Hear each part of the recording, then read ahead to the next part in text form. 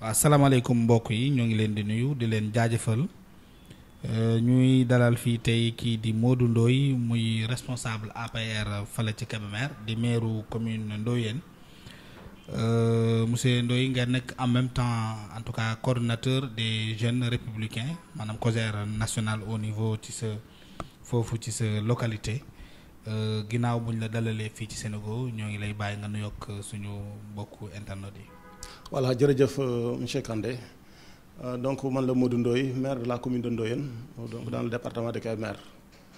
que ñoo ngi nuyu vraiment bépp donc auditeur ak donc téléspectateur buy suivre donc Sénégal di nuyu aussi mbokki donc commune bu Ndoyène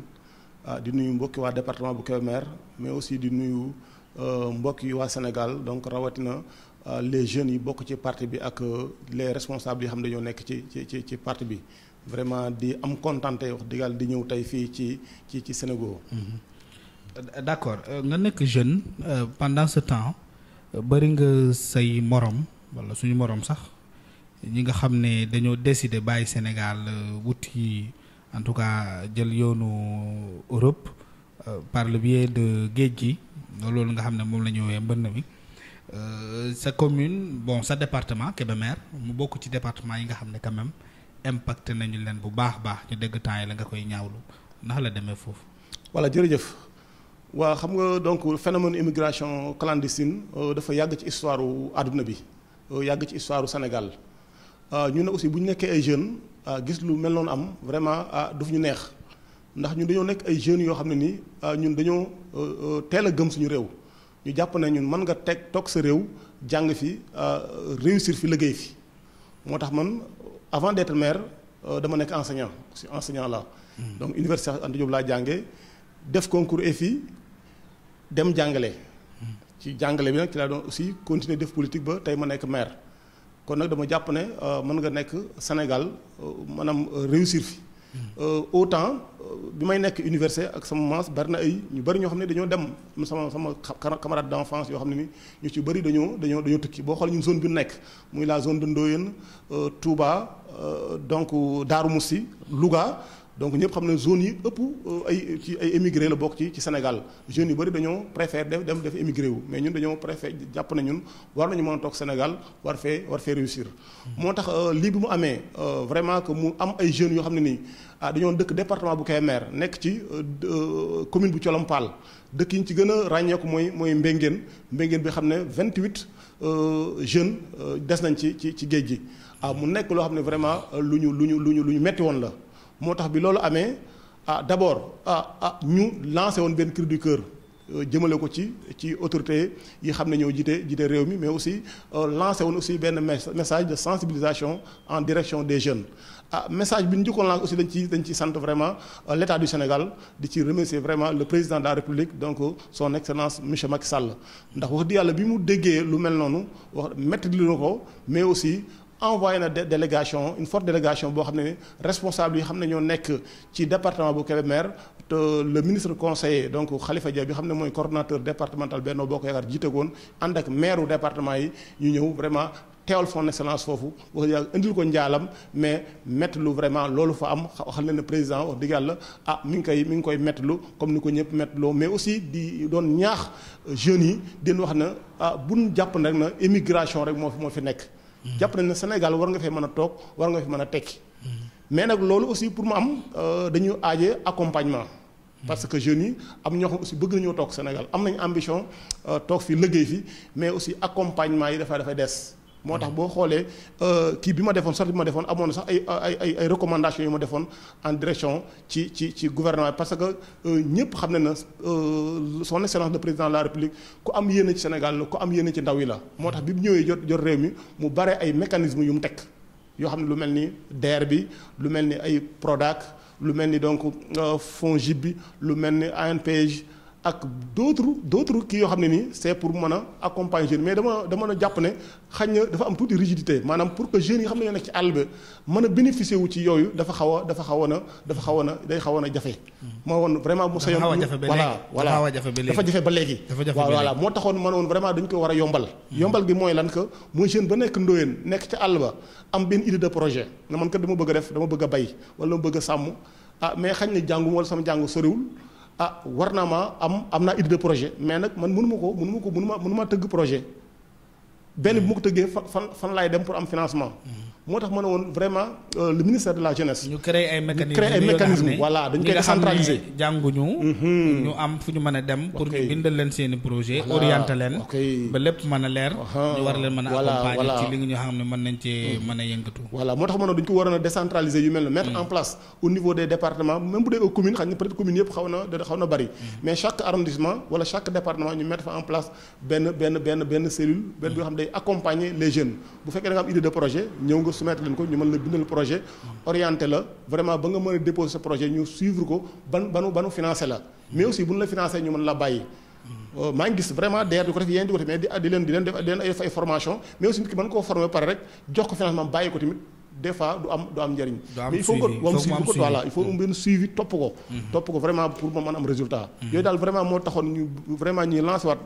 vraiment que l'État que côté boobu ñu war cee xool ne du jeunes yëpp ñoo nekk ci dans les villes mais am na jeunes yoo xam ne ñoo nekk ci àll ba jànguñu ay Sénégal lañ te vraiment bëgg nañoo am accès vraiment ci financement yi ak ci mécanisme yi vraiment ñu mën leen di jàppale mais aussi les DAC là ñu gën koo yaatal Prodac xam Prodac idée bu baax la mais boo xoolee ñun même je suis en maire bëgg naa ci bénéficier wu mais dafa aussi Prodac pour nga am ci des fois li ñu lay demandé bari ndax 1000 hectares vraiment du commune yëpp ko mën a am. 1000 hectares la lay demandé pour mu mën la accompagner pour nga am benn Prodac. xam nga loolu aussi dafa benn DAC xam nga loolu aussi dafa xaw a. commune yoo xam ne amuñu sax 1000 hectares amuñu ko. léegi nag ñu ngi naan aussi les communes war nañu def ay mutualiser seen i effort intercommunalité bi ñu wax pour que ñu mën am loolu mais ba léegi dafay xaw a des man jàpp naa dañu ko war na def ba mu nekk ay ferme yu yem. ferme de 10 hectares 15 hectares 5 hectares. su ko defee dans chaque commune ñu def benn ferme de 15 hectares boo xam ni vraiment dinañ mën a jeunes yu bari. dinañ leen mën a voilà nga xam ne seen doole sax tollu foofu voilà bu ko defee lu war a mën a bénéficier wu ci lu mel noonu. léegi yow en tant que maire yéen ak yow ak sa nga xam ne say nawle lañu. yéen ñi nekk foofu ci dans la région de Diourbel je pense bien de Louga. est-ce que def ngeen ay réflexion ay ndaje. pour mën a sensibiliser jeunes yi ne mën na nekk fii ci Sénégal quoi donc c'est pas forcé nga mën a def. si d'ailleurs boo xoolee cette idée a été lancée mais à Kébémer y avait la semaine passée amoon na ñu rencontre man malheureusement dama fekk Dakar. bokkuma ci dem ma ci quoi mais j'avais donné woon naa sama engagement pour bokk ci d'ailleurs je suis dans ce mou y a une structure qui a été mise en place par des jeunes de Kébémer. yoo xam ne dañu bëgg réfléchir sur comment accompagner les jeunes. comment lutter contre. loolu jeunes yi ñoo ko def ay jeunes. mais est-ce que yéen élus locaux yi. est-ce que daje ngeen seen biir. parce que 30 jeunes. ci benn département c'est trop dafa bari. est-ce que maire yi nga xam ne ñoo nekk département Kébémer kese jéem ngeen daje. xool nan ngeen di taxawalee benn kuréel de sensibilisation. pour xamal jeunes yi ne fii mën na nekk mën nga fi nekk tekki. mën nga toog fii réussir fii. wala boo bëggee taxawal lii ak lii fii nga mën a jaar jarul ngay génn di engager la maire. dafa ko leen lu mel surtout boobu maanaam maire élus yi defuñu ko mais ñu ko def ay jeunes lañ jeunes yi dans ces jeunes là dafa nekk benn structure bu apolitique. kon laaj ngeen foofu quoi. voilà parce que foofu man ci laa bu xam nga je suis élu. te je suis dans cette structure là. xam nga loolu mooy problème mu élus yi dans ci réew mi quoi. souvent dañuy manquer coordination ci yi nga xam ne. pourtant toog rek mënoon na doy. pour ngeen mën a xool lan ngeen di mën a taxawal parce que jeunes yi souvent amuñu sensibilisation. souvent les élus souvent dañuy xaw a sori. population yi rawatina ñun ñi nekk ci région yi maire yi fii la ñuy gën a toog dans la capitale. est-ce que jotul donc yow ci sa commune qu'est-ce que tu es en train de faire? Non, actuellement dans ma commune actuellement nii je dois même rencontrer donc le directeur de l'ONFP Office national de la formation professionnelle. man depuis mois d'octobre j'ai pris des initiatives pour accompagner les jeunes. jëmaluma ko sax au niveau de ma commune mais au niveau du département. parce que en tant que responsable départemental d'abord. de la COJER. benn bi d'abord les étudiants les jeunes diplômés. je suis en relation en partenariat avec un cabinet du ma wax turam pour bañ a def publicité. Il y a un cabinet on a signé une convention de 1000 bourses étalées en 3 ans. On m'a donné cette année plus de 500 pour bourses le département. Pour le département de Kébémer, pour le département de Kébémer. D'ailleurs demain là on récupère les recommandations pour war koo yóbbu. C'est ce cabinet-là dafay accompagner les jeunes. Jeunes yi am niveau BFM ñu am bachelier yi ak ñi xam ne dañoo nekk au niveau des universités ak les professionnels. yoo xam dañ leen accompagner ci ay bourses de formation ñu mën a vraiment def ay formation diplômante war def ay formation professionnelle bu ñu paree aussi ñu mën leen accompagner pour war leen insérer dans le secteur. beneen bi aussi maa ngi aussi en partenariat aussi avec ANPEJ. aussi am na des formations en conduite. yoo xam ne mi ngi koy def pour les jeunes de 10 à 35 ans waaw pour mën a am permis. d'ailleurs voilà avant mooy ñëw j'ai déposé presque une centaine de dépôts au niveau de l'ANPEJ à Louga loolu aussi ñu ngi koy suivre. mais aussi waa ONFP aussi ñu ngi bëgg rencontrer le DG parce que déjà j'ai fait la liste. Il y a beaucoup de jeunes yoo xam ne dañ leen bëgg a jàppale parce que du ñëpp rek ñoo am diplôme. am ñoo xam ne ña nga fa nekk jànguñu amuñuy diplôme mais bëgg ñu def formation ñun dañ leen bëgg a jàppale pour ñu def formation ci affaire électricité affaire plomberie ci affaire comment dire maçonnerie ak menuiserie loolu aussi vraiment que bëgg nañu rencontrer donc dans les jours à venir le DG de l'ONFP donc l'Office national de la formation professionnelle. pour que mën ñoo accompagner. est-ce que t'as loolu parce que déjà xam nga ne les maires que vous êtes seen mandat jeex na yàgg na. wala comme d'hab rek da ngeen toog xaar ba catastrophe am. ba ay doomu aadama di ci dee rawatina suñuy ndaw. ngeen yëkkati yu mel noonu est-ce que projet bi xaw la yéex tuuti. non pourtant non yéexul non parce que année yëpp dañu koy def man. depuis ma nekk vraiment depuis 2014 ma nekk maire de Ndoyeen. mais aussi ñu ngi ciy dox quoi parce que même en partenariat avec même au temps ANIDA. j'avais même écrit woon benn demande d'implantation d'une ferme à Ndoyeen ba defoon naa délibération 15 hectares. ba actuellement nii ñoom ñëwoon nañu sax ba def visite de site bi mais suñu zone boobu li ko xaw a kii dafa am côté boo xam dafa am ndox bi dafa xaw a saf xorom dafa am côté boobu loolu yëpp chômage loolu moo xaw a sax bloqué processus mais depuis boobu ñun xalaatoon nañ loolu pour vraiment nu ñu accompagner jeunes yi que ñu mën am fu ñu nekk liggéey parce que nag du ñëpp rek dañoo war a dem ci gaal gi mais aussi du ñëpp dañoo war a jóge ci àll bi dem ci ville yi parce que ñun ressources yi am opportunité am dañ ko war a vraiment saisir mooy am nañ suuf am nañu ay jeunes li kii rek mooy valoriser ko vraiment accompagner leen. d'accord seen parti fu mu toll nii xaw na bari coow pour ñu dem ci beneen ponk. ci waxtaan bi nga xam ne moom la ñuy am ak yow. tey fii ci senego.com ñu fay jaar déjà di nuyuwaale suñu mbokku internet yi di leen jaajëfal ci taamu bi nga xam ne taamu nañ ko site bi mu préféré mu nekk seen site de en tout cas de choix. nga nekk APR nekk fa ndaw ñi nga xam ne ñooy kilifa yi. mu bari coow lool ci seen biir. war nga nommer diw warul nekk ci poste bi président dañoo xaw a bàyyi noonu préféré ñu ak nga xam ne ay transhumants lañu wala alliance yeeg gën a ëpp doole parti bi yow en tant que jeune bi nga xam ne jàpp naa ne war nga mën a am benn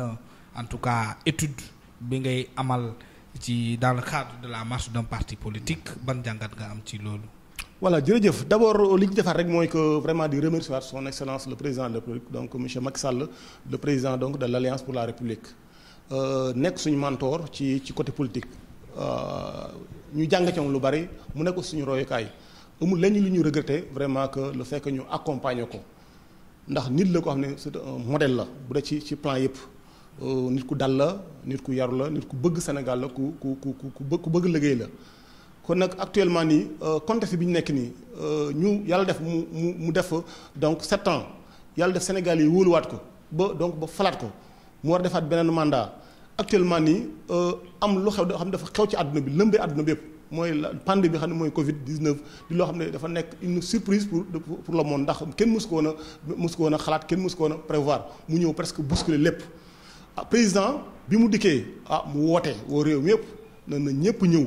ñu àndandoo bokk ndey ak baay jéem a xeex lii mu jóge fi mais aussi ñu xool nu ñu àndaate pour mën a relancer économie bi ndax xam ne na feebar la boo xam ne ni daanaka daaneel na économie yëpp. ci loolu mu woo ci ëpp ñëpp mooy parti politique yi woo ci société civile woo ci chefs religieux yi woo ci ñëpp kon nag bu ñëwee ba vraiment ba heure bi nii ñuy dégg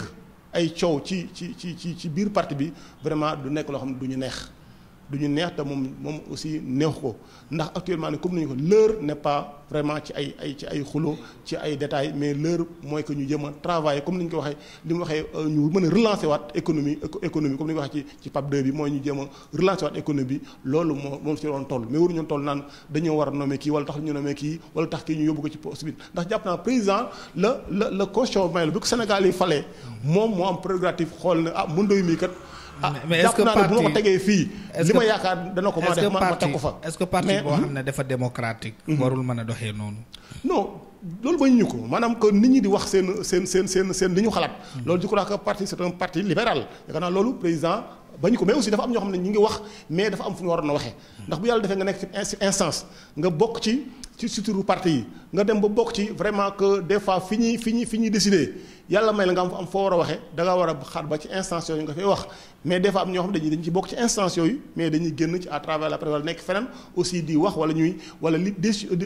décision yi président di jël wala ñu di ko fustiger wala ñu koy contredire te je crois que loolu du discipline parti bu fekkee da nga nekk un militant discipliné du grand président de la République bu jëlee yenn décisions yi li nga war a def mooy saluer ko rafetlu ko encourager ko ndax moom jàpp na ne le président c'est la personne la mieux informée bu demee ba choisir na Moundoy mi laa choisir wala Bamba Dieng mi wala diw mi laa choisir jàpp naa ne il a assez d'information ba jàpp ne li mu bëgg nit ki mën na ko moo tax jàpp naa ñiy wax ci yooyu damaa jàpp ne sont des militants indisciplinés te vraiment jàppale wuñu président de la République. lan moo taxoon nomination Mahmoud Saleh mu ànd ak coow lu bari loolu. voilà jërëjëf le ministre d'État Mahmoud Saleh yaakaar naa ne képp ku nekk APR nga depuis 2008 ba léegi xam nga ne nit la koo xam ne nii li ko taxaw yitteem yëpp mooy réussite président de la République ndax ñëpp dañ ko doon tudde sax le stratège le travailleur à l'ombre mosu ko dégg. ñaata gouvernement ñoo succédé depuis 2012 ba léegi ñaata élection ñoo fi am élection député élection locale ak yeneen élection mosoo dégg le ministre Mahmoud Saleh na man lu tax nommé wun ma tel poste wala lu tax investir ma tel poste te ñi ni nommé ay ministre ñi ni investir képp kenn ëpp lu ko légitimé politique kenn ëpp lu ko légitimé intellectuel c'est vrai que mu ngi fi depuis mën na sax jiite institution mais mosoo ko dégg mu wax moom li ko yitteelu rek mooy gunge président di travail fu mu jàpp na rek tàkk-tàkk mu fa jóg mu essayé ko fay ko yaakaar naa kooku ak parcours am ak expérience am sur le plan politique depuis ba ñu politique ba léegi yaakaar naa bu ko président xalaatee nommé ko jox ko teg ko nommé ko directeur de cabinet yaakaar naa président def na analyse bi mesure na ba xam ne kii fii ma ko jox ak contexte bi ñu toll nii moom mooy la personne la mieux placée te man loolu laay wax ñi xam aussi politique di analyser xam ne actuellement nii le ministre d'État Mahmoud Saleh c'est l'homme idéal donc au niveau donc de la direction du cabinet du président parce que nag président dafa woote dialogue woo ñëpp woote une majorité élargie te foofu dafay jàpp benn nit boo xam ne dafa am une certaine carapace am yenn expertise politique bi pour que di ko mën a accompagner ci yooyu voilà kon nag ñuy wax dama jàpp ne dañuy wax rek pour wax mais ñoom si boobu xam nañ na vraiment le ministre d'État Mahmoud Saleh vraiment nit la ko xam ne foofu ñu ko président teg mën na ko sëkk te yaakaar naa ne mu nekk nit ki xam ne moo fa war a nekk d'accord mais président est-ce que luy firndelu ne président amatul en tout cas poigne bi nga xam ne amoon na ko ci militant am parce que président jël décision ba pare ay nit toog di ko contester est-ce que wanewul ne président ñàkk na carrure en tout cas respect bi nga xam ne amoon na ko globalement dans le cadre ci ñi nga xam ne moom ñoom la bokkal parti bi. non président mës na perdre parce que président jël décision ba pare ay nit gis nañu Mame Mbaye Niang toog fii di ko contester parce que xam nañ ne bu nekkoon ci benn poste sañu ko est-ce que donc président perdul li nga xam ne mainmise boobu nga xam ne amoon na ko ci yenn responsable mainmise bi ba léegi fa mu nekkoon fa la nekk moo téye parti bi moo téye coalition bi ndax ñëpp xam na ne histoire politique du Sénégal li am ak président Macky Sall mësta am ci benn ci histoire politique mësul am maanaam benn coalition boo xam ne presque depuis 2012 ba léegi mi ngi ko gérer ak tous les ténors ak presque tous les grands partis ñu ànd nekk depuis boobu ak léegi je crois kooku ku nekkul un leader mënu ko boo xoolee aussi APR parti la boo xam ne nii ñu bëri danaañ parti bi amul structuré ko mais foo dem chaque département chaque commune am na ko xam ne moo fa nekkal parti bi chaque élection dañuy gagné te je crois que loolu mooy finalité bi mooy essentiel bi mooy parti boo xam ne chaque élection bu demee day gagné je crois que loolu moo am solo président bi ni mu téye parti noonu la ko téye su problème amee da nga gis dana ko régler fa mu ko war a régler xëy na nit loo xam ne day génn ci presse bi wala muy def ay kii mais problème bu am fa mu ko war a régler dana ko war a régler yaakaar naa ne gis nañ ci ay antécédents ñu fi jaaroon waxoon fi wax président ba mu war a jël décision daf ko jël jëkk naa problème bi aussi décision bi mu ci war a jël ak fa mu ko war a jëlee dina ko jël. te loolu kenn mënu ci dara. li ñuy lancé daal mooy nos frères de parti mooy que vraiment que nañu àndaat nekkaat benn suudewaat xam ne pour ñu jàppale président si fii ñu toll nii mooy que ñu nekk benn fa mu joxoon ñu jëm fa parce que loolu moo koy mën a jàppale. d'accord Idrissa Seck ñëwam andi woon na tamit coow lu bëri. est-ce que yéen ndaw yi rafetlu ngeen ko. non dañ koy rafetlu ban dégg nga ñun wax ñun ay militants disciplinés lañu maanaam ñun lu président de la république def rek